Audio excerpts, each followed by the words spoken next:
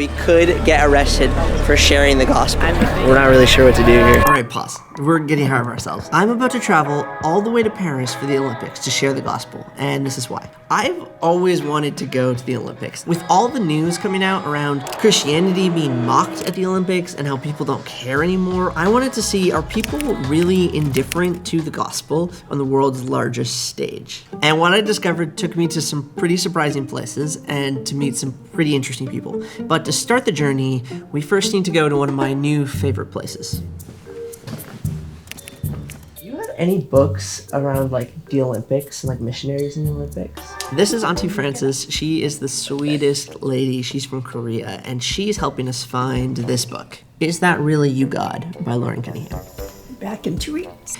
Auntie Frances, if you're watching this, I don't think that I'm gonna get this book in back on time. This book shares the history and the beginning of Ywam. And in this book is a story about missions and the Olympics in 1972. Trying to change the world and make the world right, but it's only love that can do that, and the love of Jesus, as I. But Jesus Christ, we feel, has set forth in motion another kind of revolution. And this is a revolution of love. Now, in this story, even before they got to the Olympics, they had a major problem. We knew that we would have closer to 1,000 people, and we still don't have any place to house that many workers. They had 1,000 young people coming in to Munich, and they had nowhere to put them. Seeking for a place to locate their printing plant for the Munich outreach, two young men spotted the completely renovated and modernized 16th century castle and called the Ywam leaders. Within 5 days after the signing of the contract, the down payment came in. Now again, I could just tell you about this castle, and I found this cool documentary that lays out the whole story of Munich. The tiny village of Hurlach was deluged by more than 1,000 Jesus revolutionaries. As cool as it is to watch this footage, it's so cool to be here. We actually first went to England to work on another project, so make sure you subscribe to see those. Guys, we're days away from flying to Germany, and we still don't have housing. They were 2 weeks away from deporting here at Kona. Yeah, let's contact Munich right now, and hopefully they get back to us. I was calling them, I was texting them, no response, nothing. Until I had an email from Germany. Haley, I'm sorry we passed your email. We'd love to have you. It's happening, I'm going, we got housing. Woo!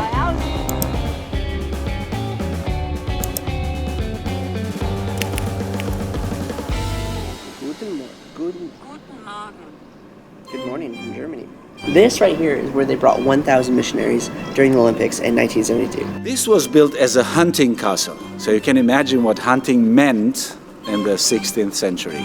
After adequately exploring, they told me about how they crammed 1,000 young people into this castle.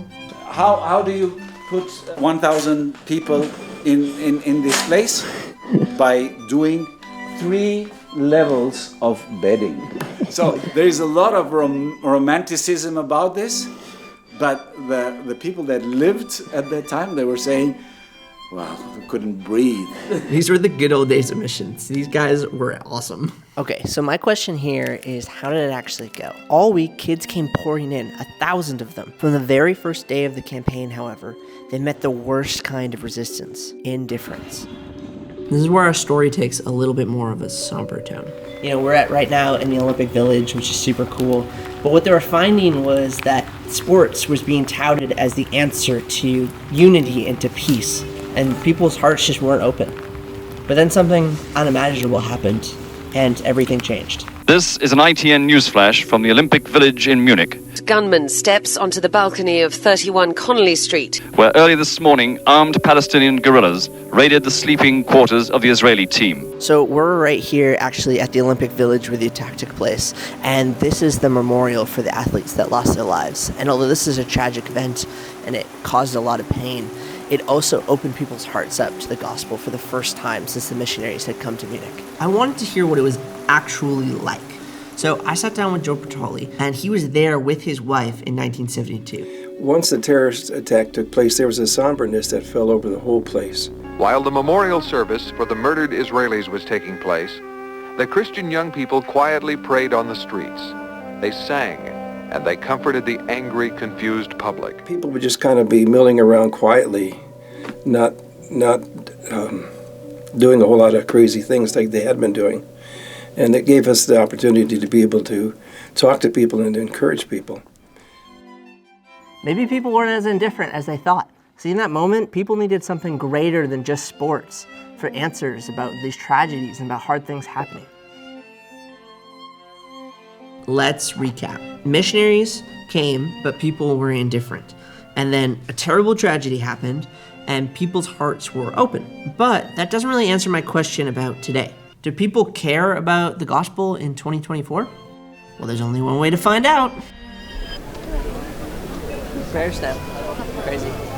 Hi, sorry. I forgot to mention this earlier, but we did get housing in Paris. Woo!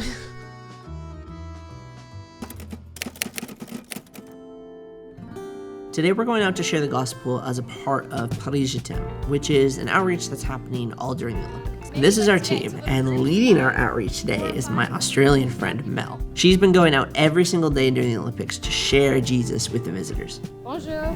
Parlez-vous anglais? Yeah. But I think there is like light and darkness. But Jesus, he says, I'm the light of the world. Okay. So if you're ever experiencing like darkness or anxiety or anything, like Jesus has broken that off of my life. All right, that didn't go well. Kind of rejected us, but it's fine. We talked to a bunch of people, but none of them were like super responsive to hearing the gospel until we ran into this guy named Vincent. The faith that I was when I was a kid hasn't really grown up. Like, have you ever heard the gospel? Like the gospel, why he sent Jesus, right? So Jesus came to die for us in place of us. We talked for a good while, but right as I went to ask him if he wanted to give his life to Jesus. When I'm praying, Bonjour. Sorry, this is a good time to mention that in France, it's kind of illegal to proselytize in like public places. It's kind of a gray area. I heard that there was a possibility that I might get arrested for sharing the gospel in Paris. It could be. Normally every year we've been able to get permits. This year, because of the Olympics, they wouldn't give out any permits. With that, there was the potential of them coming in, shutting it down, and arresting people. Now, after we talked with them for a little bit, we found out that we just weren't allowed to be filming in the park we were at. We were shooting, and the police took this guy to the police station because he was shooting on the same place we were shooting. Yeah, they came up to us. So we got a little bit rejected, but I guess we'll try again tomorrow. But we celebrate the rejection. Woohoo! This is our last day here in Paris, and we're going to go out and do some evangelism. And today we're with Sid. Treasure hunt, we're going to pray, and we're going to ask God if he has words or like a picture of something, kind of have that person or that thing in mind, and that's your treasure that you're looking for. So we're praying out a couple of things with somebody reading. Okay, wow, that's amazing. Impressive. And then the second thing we got was somebody maybe like injured of some kind. Ouch, bro. Well, I'm just going to pray simply that God would heal. And then we wanted to see if we could find someone like playing some kind of game or something. Attirer plus proche de lui. So far, we weren't really getting anywhere with anyone, which was kind of discouraging because our time was quickly running out. That is until Sid told me that there was a large open-air outreach later that night. A bit after we start, I'll let you know if there's a spot for you. How an open air like this works. First, we have performers who play music that will gather crowds, and then in between, you have people that go up and they share testimonies, they share the gospel, and that is what is supposed to happen, at least. Things were not going to a great start. Interesting development, Marcos. A bunch of police right over there, and it looks like they're arresting the people that are just like hanging out there. And remember when I said this was kind of like a gray area that we're doing this? Well, this is like the grayest of the areas. Well, we're not really supposed to be doing this, or we're allowed to be doing this, but like they're kind of doing their own thing, so we're not really sure what to do here.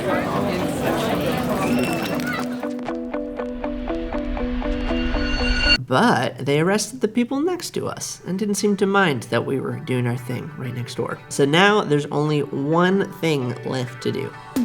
And that plan was to send his son. Et son plan, c'était d'envoyer son fils to this earth to take the punishment for our sin, to give us a new life in him. The best part is he said that you are invited to this promise. We did it. We shared. How'd it go? Really well. Are people indifferent? Well, it's hard to tell from just this one isolated moment in the streets of Paris, but Paris Jetem saw over 260 people give their life to the Lord, as well as thousands of people that were prayed for and heard the gospel. Fully accepting and knowing who he is. Jesus would love you so much that he would pursue you and give his life for yours. See Jesus, and she wanted to seek him. And we actually got a Bible in French. It's actually about the life that Jesus brought from that. We're going to talk about the gospel. Now, we didn't see the Jesus rallies like they saw in 1972, but I don't think that God is done just yet with the Olympics. There is one more thing that I have to do though.